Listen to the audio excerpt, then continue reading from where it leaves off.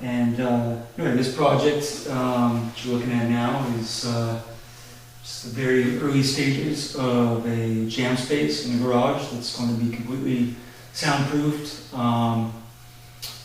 and designed to keep the sound in so that a client who's a metal drummer doesn't have to deal with the cops anymore. So got all the walls built, exterior walls. Logistically, because this whole structure, this whole room is in the corner of the existing structure, to get the backside of the far walls rocked, I built all the walls, and so they were ready for when the rockers came in.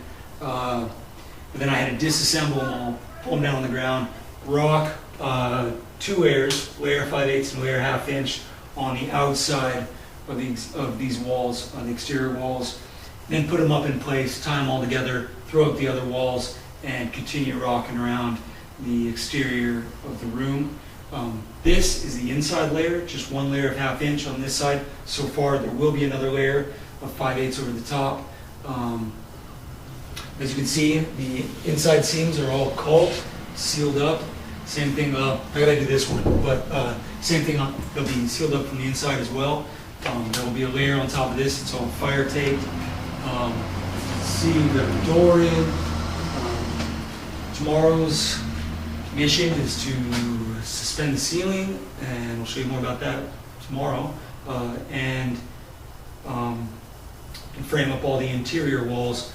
Day after that, we'll get electrical in, and then insulation, and then hang the hat channel and rock the inside and rock to the races. So yeah, it's about time to look at the framing. It's all ready to go. Electrical's in, pretty much ready for insulation, and then you can throw up the hat channel and the inside rock and start to finish this beast. I'm gonna go ahead and pull the camera and show you a look around the inside.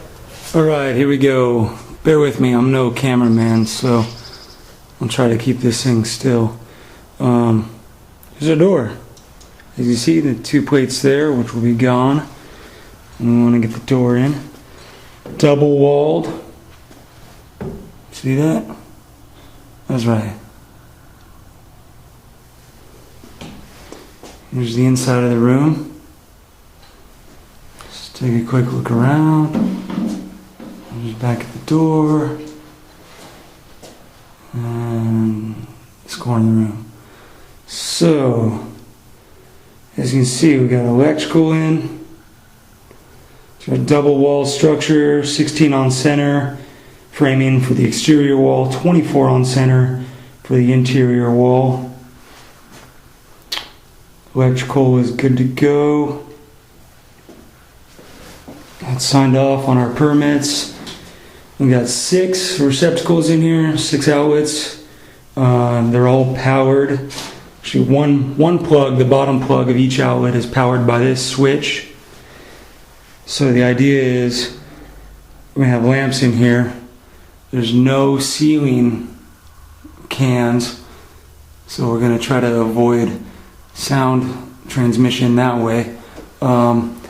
See these double frame ceiling joists here? What's going on is one of them is actually mounted, as you can see, on the exterior wall, while there's a gap on the lower one that the interior wall is framed to.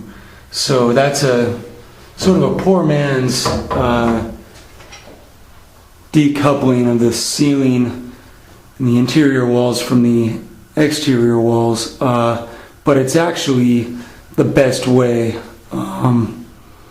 according to several sources, the best way to decouple the inside walls from the outside walls and the lid from the inside as well. Basically, the sheetrock's going to be mounted directly on the lower joist up there, which is just sistered up with the joist, upper joist, which is what the outside ceiling sheetrock is nailed down to, screwed down to.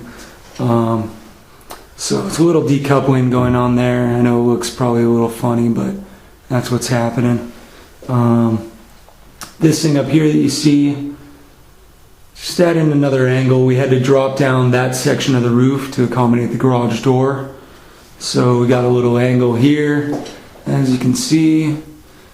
Just wanted to break up our standing waves inside a bit, plus it gives me some room to put some insulation and decouple that from the outside wall, which is really going to be up here. So yeah, it's decoupled there, not even touching all the way down. And then this is where you can see the garage bracket there. This is where our ceiling is on this end. So a little bit lower head height here.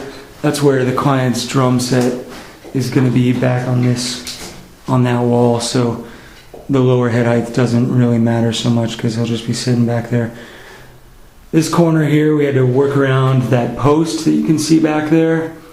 So instead of just framing it square around it, I framed the outside wall square, as you can see here, and then framed the inside wall 30-60-90. Different angle from this corner, which is just your regular 45. Built like that because of the existing wall in the garage that we're working around. Yeah, good to go. We used 12-3 wire throughout to accommodate that switch. We got a dedicated 20 amp circuit for the room. It pipes out of the room right up there. I don't know if you can see that, but basically it pipes out of the room right there, runs across, and ends up at breaker right there, or the breaker panel. So that's the tour for now. I suppose I should give you a little bit more insight. See the black underneath the framing? That's about 3/16 to 1/4 inch of heavy felt. Cheaper solution than mounting on rubber, so as to float the walls a little bit anyway. Just decouple them from the garage floor there. Should work pretty nicely. Alright, well, that's that. We got insulation coming in today, and then I get to hang hat channel. So, see you in a minute. Alright, little update. We got